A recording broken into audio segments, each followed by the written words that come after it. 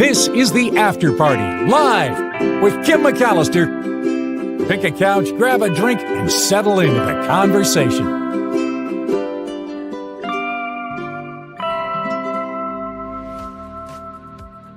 After Party live on a Friday, and guess what? Tim Sika is back from his Hollywood extravaganza, and he rejoins today with At the Movies with Tim Sika in just a moment.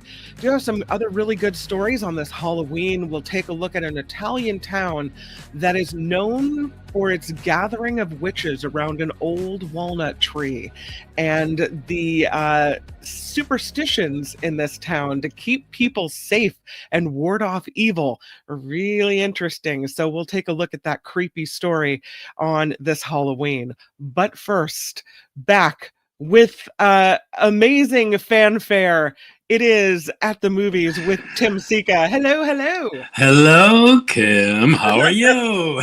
Good. How is your big time in the land of movie making? Yeah, I was down in LA last weekend, literally attending an event that was literally taking place at the time I normally appear on your show. So that's why I couldn't do it. But yeah, the event was the Critics' Choice Association's 5th annual celebration of Latino cinema and television. It was held at the Four Seasons Hotel in Los Angeles, which is a really swanky hotel, let me tell you. And I'm trying to think who was there. Andy Garcia was there. He was honored. He got a special award, a Life Achievement Award, and he was like sitting right next to the table where we were sitting. America Ferrera was there. Dolores Huerta, who blew the roof off the hotel with one of the most amazing acceptance speeches I've ever heard anyone give. Some of the presenters, who else was there? Seth Rogen was there, Jamie Lee Curtis. I and my guests got to sit at the Kiss of the Spider-Woman table with another of the event's honorees, Tonatiuh, who starred in the film. So that was kind of fun. So and that's with Jennifer Lopez, right? Yeah, Jennifer Lopez, yeah. But so it was really one of the best awards banquets I think I've ever attended. All of the acceptance speeches were just so moving and incredible and emotional. I mean, there was so much love in that room that you could cut it with a knife. So yeah, I was privileged to attend that. I also attended a SAG screening of one of the movies we're going to talk about on the show this week, Begonia, with Emma Stone, which was really nice. I went to an AFI festival screening of Gus Van Sant's new film. It's called Dead Man's Wire, which we're going to talk about next week.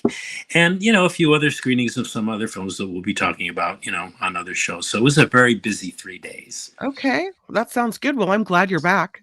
Oh, well, thank you. I'm glad. It's nice to be back. Yeah. Let's start in with these movies that you have for us today. The first one is called A House of Dynamite.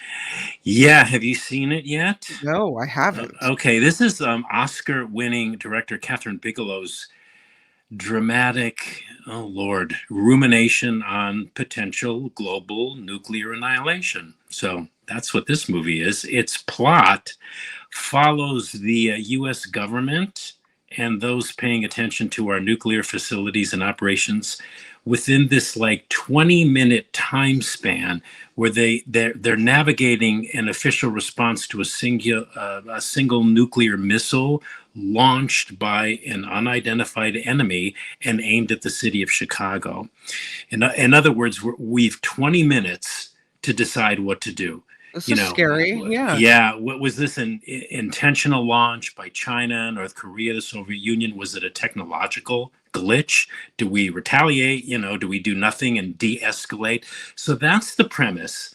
And the film's narrative is non-chronological. In other words, it shows the same 20-minute sequence 3 different times from 3 different perspectives. First, from the standpoint of those managing the crisis, then from the Pentagon, and then finally from the president. That's the last section. And I think it's the weakest too. So it's an interesting idea. And I probably don't even need to mention that this is anything but a reassuring movie. I mean, it conveys this gut feeling of helplessness while this information and lack of information becomes slowly apparent to all these people managing the crisis, and what such a scenario might look like and play out.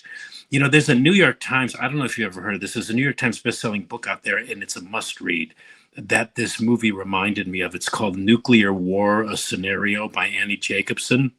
It's possibly the most depressing read anyone can ever subject themselves to. But anyway, back to this House of Dynamite.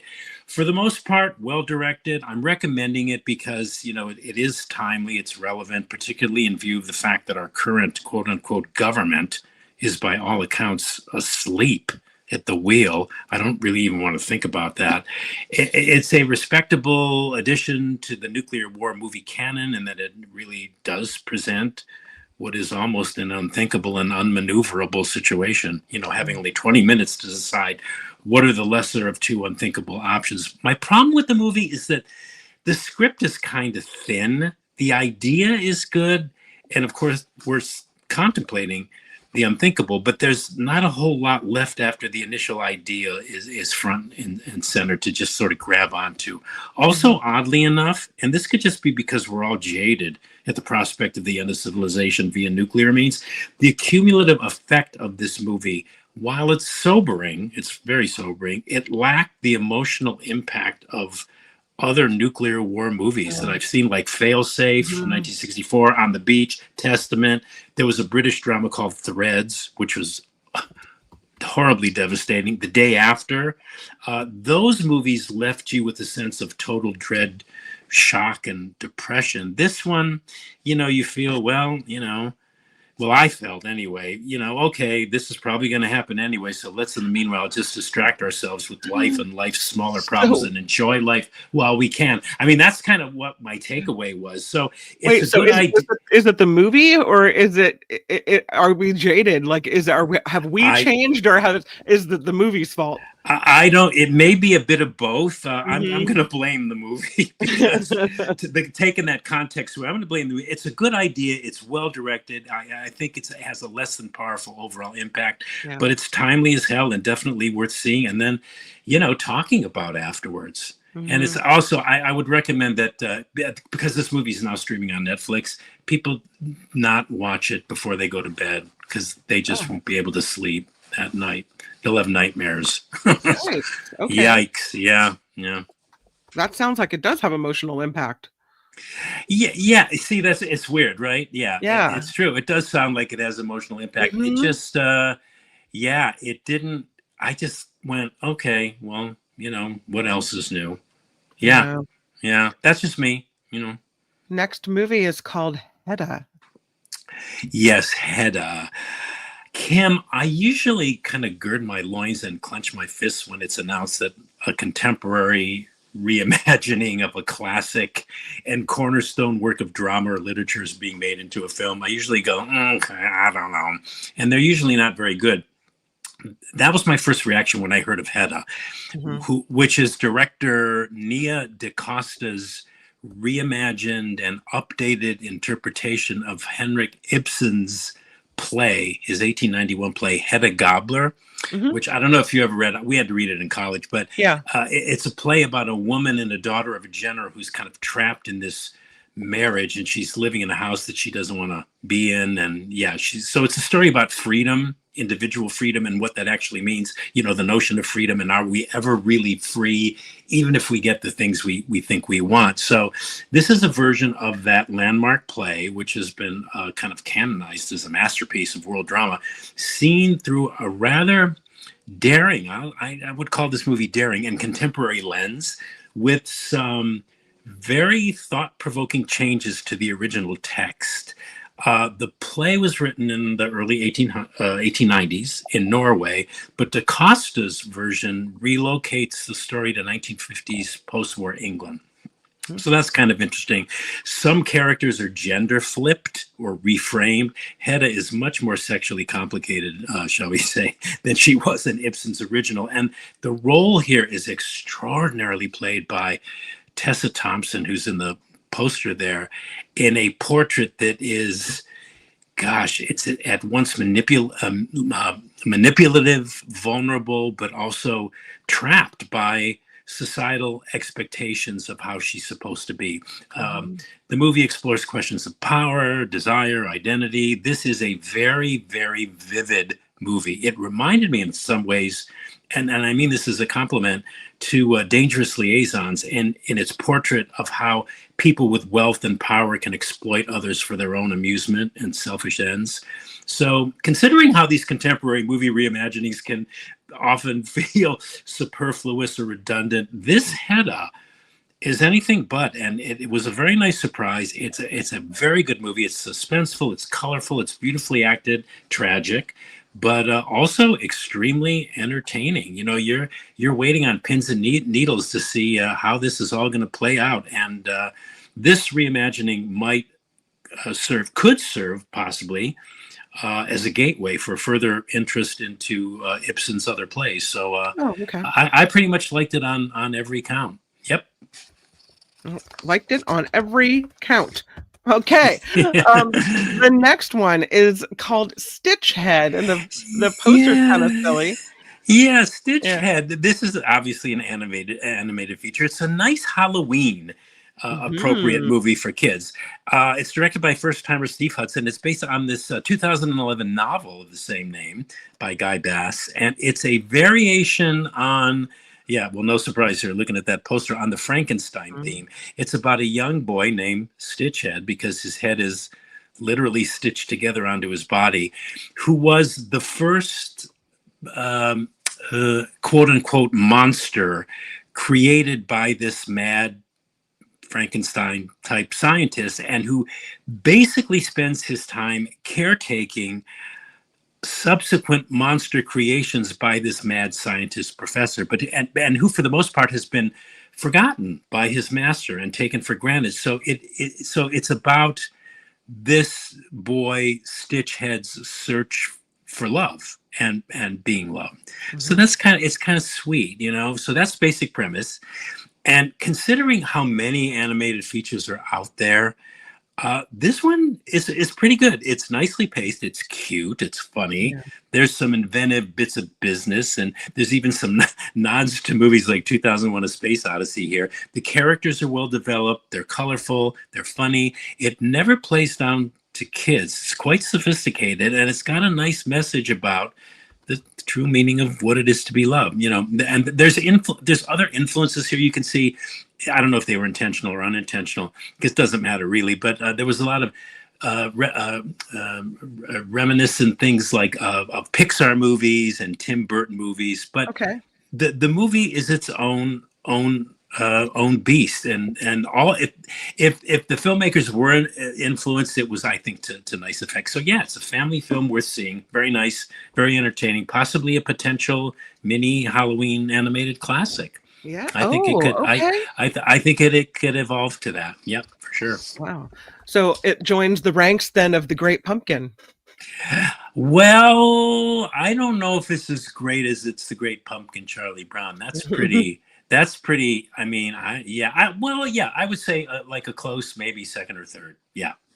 When you talk about Halloween classics, I think of It's the Great Pumpkin, Charlie Brown, because they're really they're. I mean, you know all the Christmas classic cartoons that came out, but there really aren't that many Halloween cartoons. We have Jack Skellington, you know, the night before Christmas. Yeah. We have the Bette Midler movie, The Witches, the Hocus Pocus. Hocus Pocus. Yeah.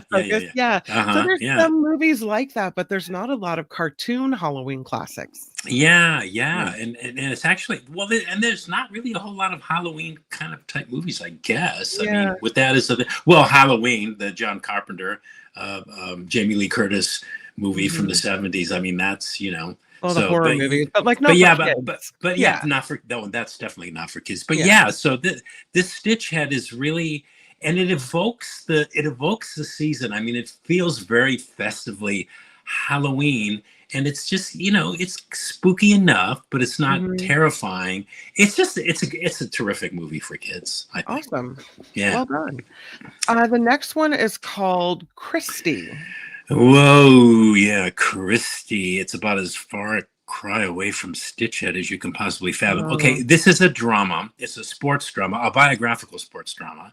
It's directed and co-written by David Michaud, who burst onto the movie scene. I don't know if you remember a movie from 2010. It was a great crime drama called Animal Kingdom. Anyway, it's the same director of Animal Kingdom, which is very intense, very strong, very powerful crime movie, which is also another way to describe Christie, although it's not a crime movie, but it is intense, it's strong, and it's powerful. It's based on the life of someone I had never heard of before, Christy Martin, who was a professional and highly successful female boxer in the 1990s. And this movie chronicles her life and her rise to becoming the first female boxer elected to the Nevada Boxing Hall of Fame in 2016. So while this is in the end, Kim, an uplifting story of a woman's survival, it's also a very intense one of domestic abuse. Christy Martin, at the beginning of her career, she married her manager, Jim Martin, played by an, at first, almost unrecognizable Ben Foster in a part he does so well, that of the male sleaze pig, who physically and mentally abused her, embezzled her money, got her addicted to cocaine, and then wound up going to prison for 25 years for attempting to murder her by stabbing her repeatedly and then shooting her in the chest.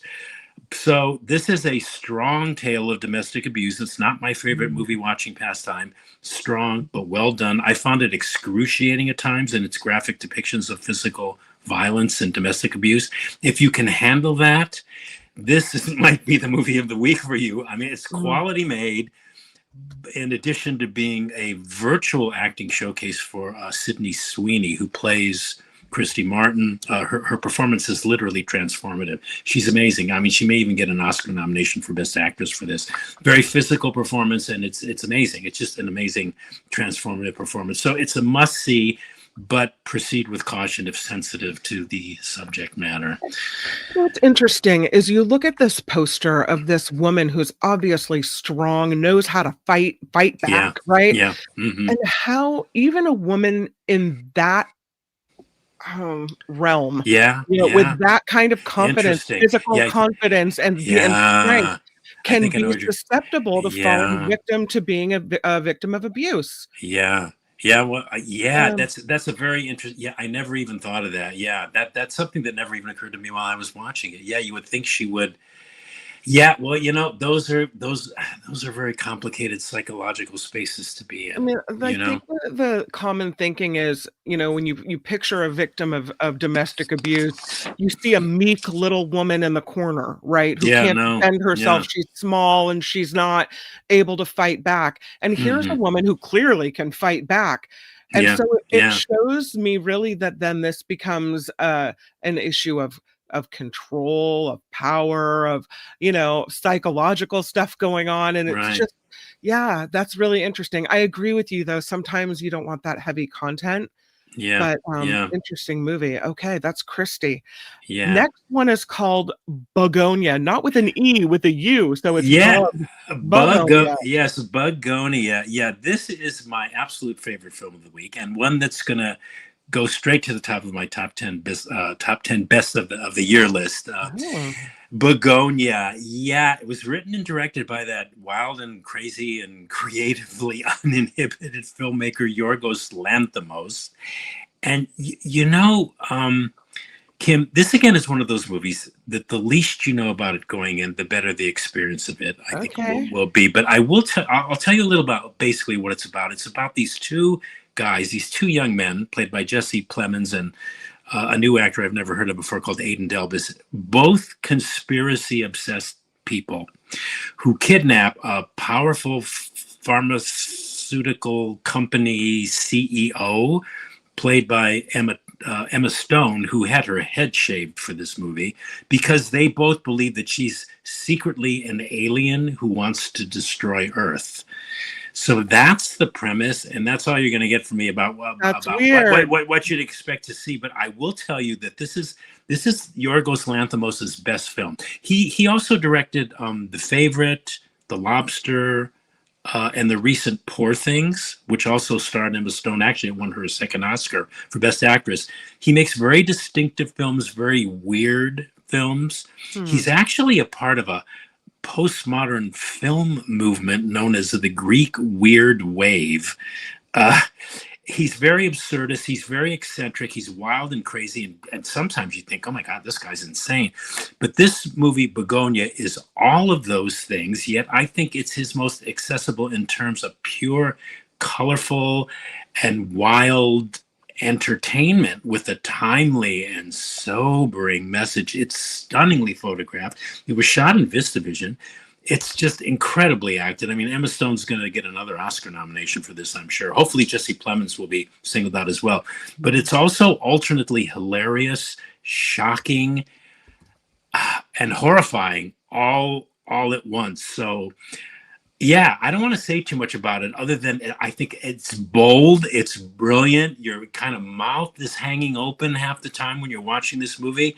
But take my word for it, it is one of the absolute best films of 2025, and I cannot recommend it highly enough. Okay, that is Begonia.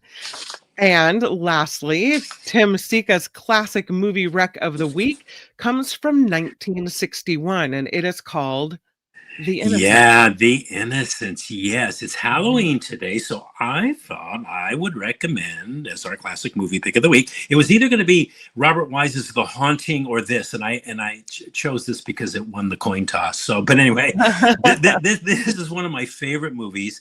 It was also the one that Deborah Kerr, the star of the film, who's in the poster there, felt was her best on-screen movie acting. 1961 Gothic psychological horror film. It's called The Innocents. It's based on the 1898 novella The Turn of the Screw by Henry James. The screenplay was adapted by William Archibald and, of all people, Truman Capote, who used Archibald's own 1950 stage play, also titled The Incidents, as sort of like a primary source text. But the plot follows a governess, played by Deborah Kerr, who watches over two children and comes to fear and ultimately believe that the large estate that these kids live on is haunted, and that the young boy and the girl are being possessed by apparitions, by ghosts. So yeah, this is an impeccably supernatural horror film that builds suspense slowly, subtly, inexorably. It's you don't really see a lot, but you think you see a lot because it really plays with your head. Deborah Kerr is in top form here. She enacts this role that takes perfect advantage of her. She always had this respectable and proper on-screen facade, but they use that really well because it's like her wrestling with this unspeakable turbulence that's underneath the surface. So I mean, she's perfectly cast. She's amazing, and it's literate. It's literate Gothic horror. It's faithful to the Henry James novel, and the horror. And horror rather that skillfully manipulates the viewer's own imagination as few films can do. I don't think I've ever seen a film that did that as well as this did. It's like a brilliant mind screw with Deborah Kerr doing this masterful acting job of creating this sense of repressed hysteria. It's a great movie. It's tailor-made for a Halloween watch, but it's also a near perfect movie also for anytime viewing. So I believe, I can tell you for a fact it's available on Amazon Prime. You can rent it there. And it's from 1961, and it's a 64-year-old supernatural horror movie classic for your Halloween pleasure. Very good one. Yeah. Okay. All right, let's recap it, my friend. The first movie you had was The House of Dynamite. You said it's timely and relevant, and you recommend it. You said it was a good idea. You did find the script a little bit thin, and you thought it lacked emotional impact, and you had this warning: don't watch it before bedtime. That is House of Dynamite. As for the movie Hedda, Tim Sika.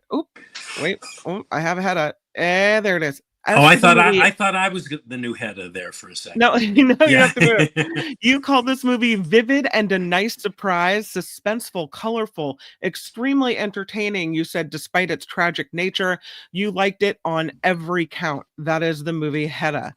Stitchhead, what a nice surprise to have this one included today. You said nicely paced, cute, funny, characters are well developed, it doesn't play down to kids, which I like, and it has a great message about love, a family film worth seeing, and you called it possibly a new Halloween classic. That is Stitchhead. Christy, you said it's an uplifting story that does include a lot of domestic abuse that's pretty brutal, so warning there. But you said it's strong and sometimes excruciating, but a quality movie. And you said you think that Sydney Sweeney may get an Oscar nod for this one. It's called Christy. Begonia, possibly another Oscar nod movie for Emma Stone in this movie. You said it's colorful, wild entertainment, stunning photography, hilarious, shocking, and one of the best films of 2025, Begonia. And as far as your classic movie recommendation of the week, it is The Innocents from 1961, streaming on Amazon or on Amazon Prime Video. This you said is one of your favorite movies, a supernatural horror film that builds suspense and plays with your head and manipulates your imagination. You said it's a great movie and it's perfect for Halloween. That is The Innocents. So there you go. There we go. Mm-hmm. Yeah, we got through a lot this week pretty quickly too, I think. Did. A comment from Eileen. She said of Begonia, glad the movie is good. Sweeney does the obligatory sex symbol to not super attractive transformation now to prove that she can act. Mm-hmm. Interesting comment. Yeah. So that's regarding Begonia, I think. So, oh no, that's regarding Christy. Oh, regarding Christy. I'm sorry, regarding Christy. Yeah. My apologies. Yeah. Sometimes that is an interesting comment, because sometimes when somebody whose career or image is very reliant on sex appeal, when they de-glam, it's like they're automatically sort of like you're paying attention to them, because they're discarding their trademark looks and going for something presumably a little deeper or something. Like, was it Charlize Theron in Monster? Yeah, who did that too? And you're like, oh. Yeah, and I remember one of our classic movie recommendations was Grace Kelly. I mean, she's one of the most beautiful women on screen, and she actually won an Oscar when she de-glammed for The Country Girl. Yeah. So Nola Fidian says Stitchhead looks like fun. It is. So, it's great fun. Yeah.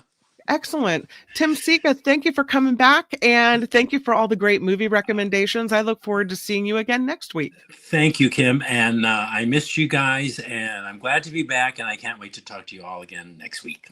At the Movies with Tim Sika. Bye, Tim. Bye, Kim. Bye. Love having Tim on the show. It's so exciting to have him back. And I love that he gave us some really good ideas for Halloween. The Stitchhead movie, something that is on my list, and The Innocents I've never seen before. So streaming on Amazon Prime, that makes it pretty easy to see. The House of Dynamite streaming on Netflix. But remember, he said don't watch it before bed. So speaking of Halloween, let's get into this story about this town in Italy.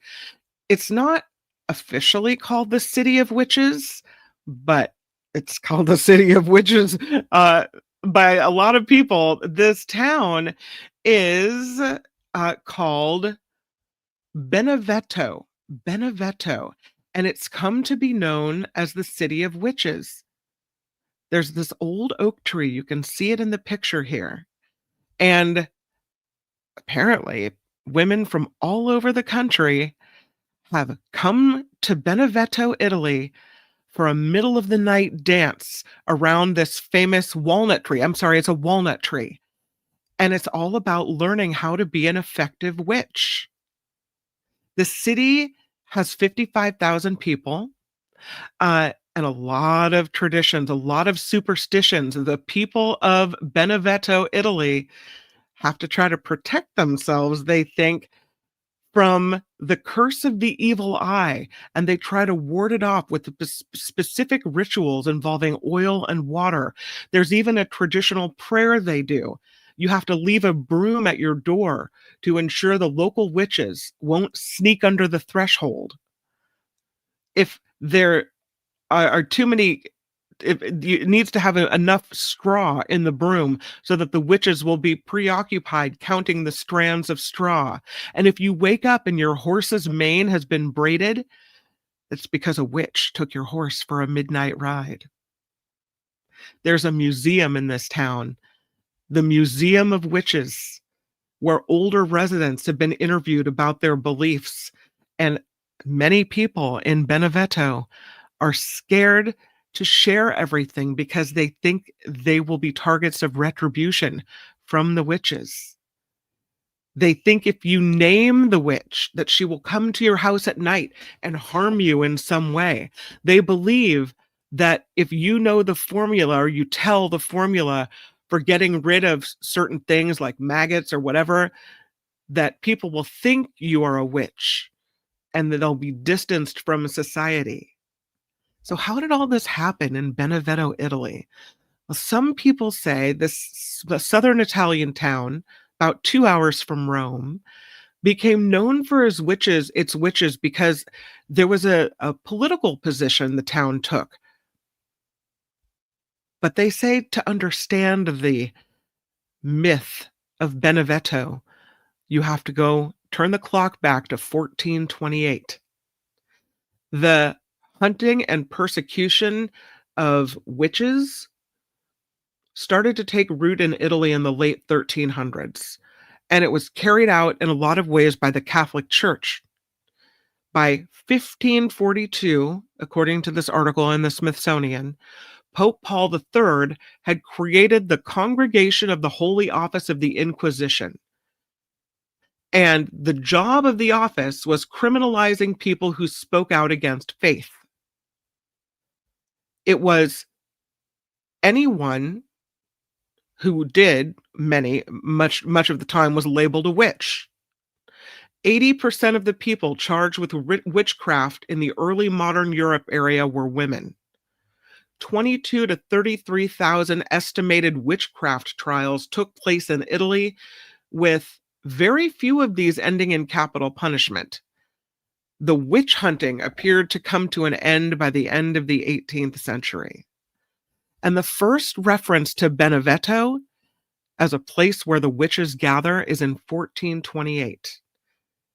There was a 40-year-old woman who was eventually sentenced to death and burned at the stake for witchcraft by the Franciscan Bernardino of Siena. There is a famous formula or incantation that is now, they say, inextricably associated with the city of Benevetto.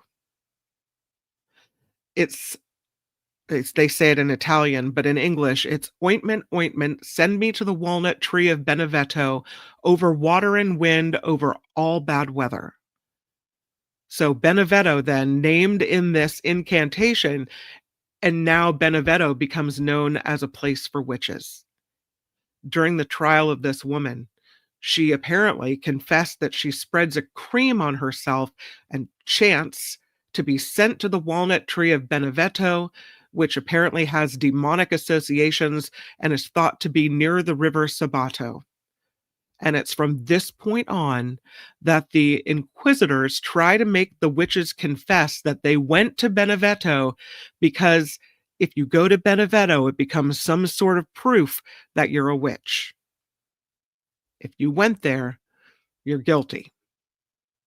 And after this woman's confession, nearly all of the Italian witch trials of the 15th and 16th century reference this town in some way as a gathering place for witches.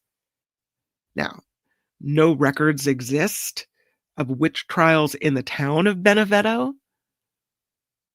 Possibly archives were destroyed in wars subsequent. But by 1640, there was a local medical examiner, and he wrote about this walnut tree of Benevetto, talked about the origins of it, its supernatural powers. He said, "It is not those from Benevetto that participate in the late night gathering of witches around the walnut tree, but people coming from elsewhere." And that only reinforced the link between Benevetto and witches. So Benevento becomes the city of witches. It is politically isolated, and now it was forever associated with that.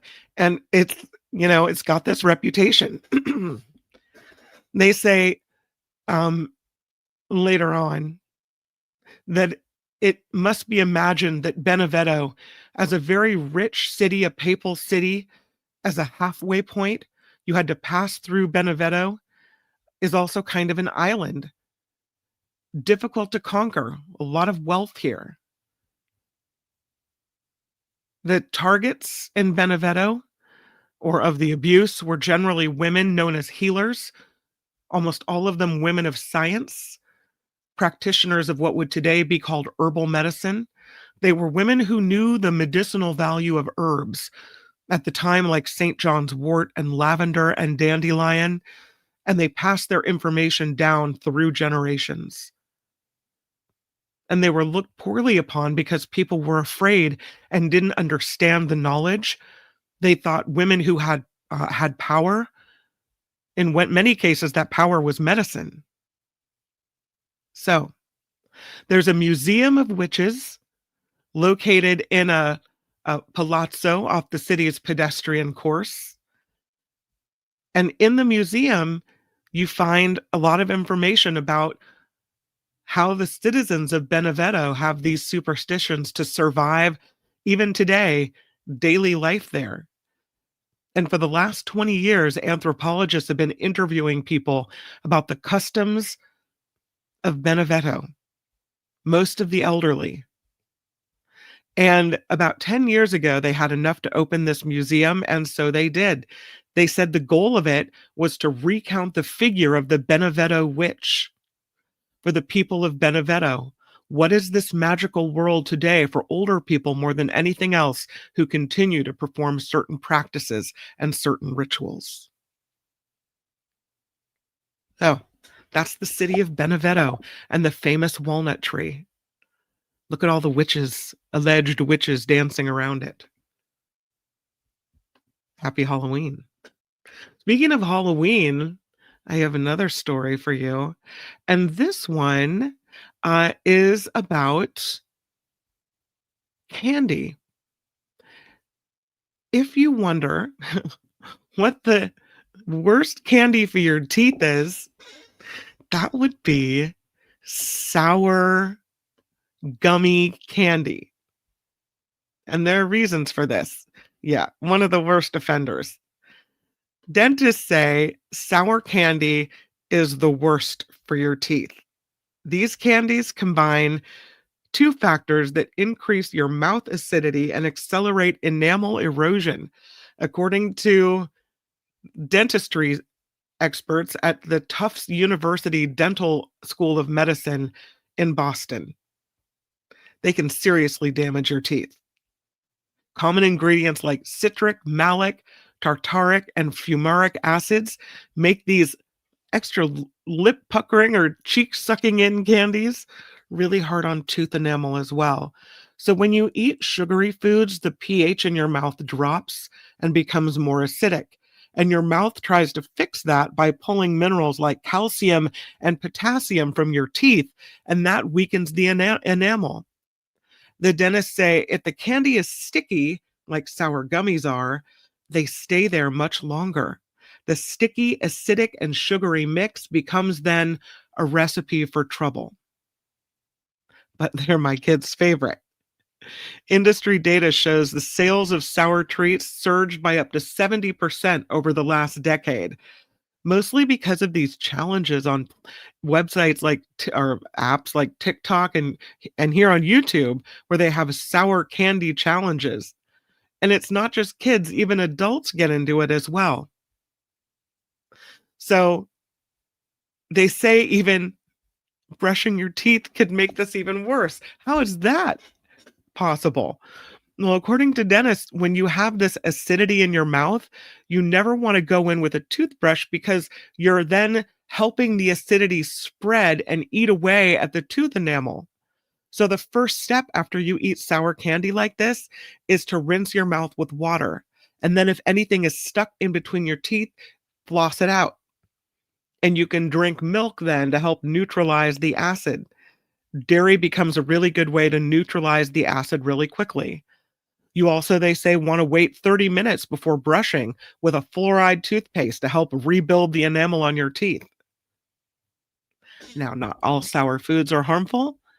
Pickles, sauerkraut, kombucha can be good for your gut health, but sour candies, they're sugar and water, and the sour taste is from additives or flavorings, not so good for you. So be careful with those sour gummies. Yikes. Oh, I have another Halloween story for you. And this one is about a giant pumpkin mosaic that now takes the world record. They built Ozzy Osbourne out of pumpkins. That's pretty cool. This has broken a Guinness World Record. This pumpkin mosaic, it's at a British farm, and it's meant to celebrate the life of rocker Ozzy Osbourne. And they did it by making this mosaic of his image out of pumpkins. It's at Sunnyfields Farm in Southampton, England. Hundreds of pumpkins and squashes arranged in the image of the Prince of Darkness. It measures 2,281 square feet. It was unveiled at a ceremony that was attended by Sharon Osbourne and Kelly Osbourne, the wife and daughter of Ozzy, who died in July at the age of 76. He wasn't well by the end of his life. The result of this, though, is that this farm takes the record, the Guinness World Record, for the largest cucurbita mosaic. I guess a cucurbita is a squash, some type of squash. Yeah. It's pretty cool. You can see the bats flying around him as well. The official Guinness World Record adjudicator confirming the mosaic has a mammoth area of 2,281 square feet, which is about the size of a tennis court. All of the cucurbitas, or pumpkins or squashes, have been carefully arranged into the mosaic, the final image displaying Ozzy in a pair of his trademark sunglasses. Very cool. And they have the record. Nice. Again, happy Halloween. I think we may have time for one more story. Let's do this one. This is a story that teacher Lori sent in, and it is a really cool picture of the Milky Way. And thank you, teacher Lori, for sending this one in. I really appreciate it. It is a stunning new view of our galaxy. So check this out. How beautiful is this? Tonight, when you're out trick-or-treating or with the kids or grandkids, look up in the sky. I don't think you're going to see it exactly like this. This picture comes to us thanks to astronomers in Australia. It is the largest, most detailed low-frequency radio image ever made of the Milky Way. It looks like it's acid washed almost, but it's from the vantage point of the southern hemisphere. And because it's based on radio waves rather than visible light, it shows some otherwise hidden features of space. The coppery and verdigris tones in the image are color-coded for different radio wavelengths. Astronomers now can study the rich nature of stellar birth, death, and the transformations stretching across the southern sky. The image comes from the researchers at the International Center for Radio Astronomy Research who put out this picture. It's called a milestone in astronomy. Parts of the image never seen at these frequencies before. The researchers say what we've done here is colored low frequencies red, and those correspond to areas in the sky where there's more emission at those lower frequencies. We've colored the higher frequencies blue, and those are areas of the sky where there's more emission at the high frequencies. The different radio colors allow astronomers to disentangle the complicated astrophysics in the galaxy. Oh, pretty cool. The focus of this project, the Milky Way's galactic plane, which is a flat, dense zone where most of the stars and the gas are concentrated. They looked at 98,000 radio sources, glowing gas clouds around stellar nurseries, planetary nebulas, distant galaxies. The paper describing everything they saw here appears in the journal Publications of the Astronomical Society of Australia. That's a pretty cool picture. I like it. Do I have time for one more story? I think I might before we go downtown trick-or-treating with the local merchants here in Petaluma. I don't have another Halloween-related story. But I do have this really cool story about a weird office pod, which I don't know about you, but it kind of looks a little claustrophobic. What do you think about that? This is a new office pod. It's called Space 1.5. It's a feature that is supposed to be a peaceful retreat at the touch of a button. There's a control panel in here. It's a Zen add-on for the Silent Space 1.5 booth, and it turns the pod's glass opaque, and it softens the lighting inside. It even plays curated soundscapes that include forest bird song and ambient meditation music. It's intended to facilitate longer focus and improved well-being while you're working alone. So I guess what, you put this 1.5 office pod in your house? With a single touch on the silent control panel, Zen mode transforms this pod into a peaceful retreat. I'd rather go into the backyard. No thanks. Looks a little small. It's built from birch plywood and designed to last over 20 years. There's acoustic felt panels providing sound insulation with fabric made using ocean plastic-based sequel yarn. What do you think? You want this new office pod? I'm going to let that go. I don't think I need the office pod. Although, if it does have the sound thing inside, maybe it would be a good little mini studio. I can't imagine sitting in that tiny little box for 2 hours, 3 hours, sometimes 4 hours a day. No thanks. Not interested. That's the Zen office pod. Go into the chat, see what you guys have to say. Tammy says no thanks. Nulfidian says it looks like an indoor outhouse. Yvonne says, I've seen this, but in a whole bathroom. No thanks. All right, you guys. I don't know if anybody's dressing up today, but I sure hope you have the most wonderful Halloween weekend, whether you're going to Halloween parties or you're going trick-or-treating or whatever you're doing. Have a really, really good weekend. Make it the very best one. I'll see you back here on Monday, 11 a.m. for the Mark Thompson Show featuring Gary Dietrich. We have Karen Dawn that'll come in, and it's going to be a really fun show. So I will see you on Monday, but until then, make it a really good one. And bye-bye. And also click the like button. And thank you. Huge thank you to everyone who contributes to the show. All right. The After Party Live would like to thank the following contributors and viewers like you.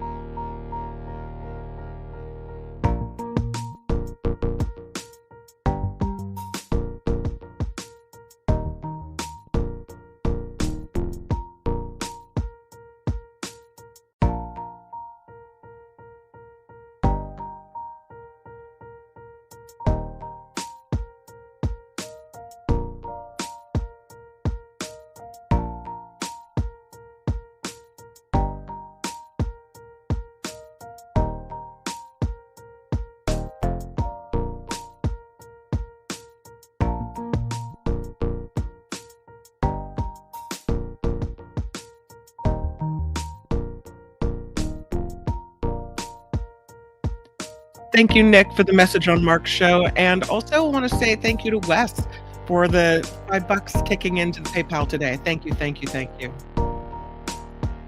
Bye, Eileen. Happy Halloween. Happy Halloween, everybody.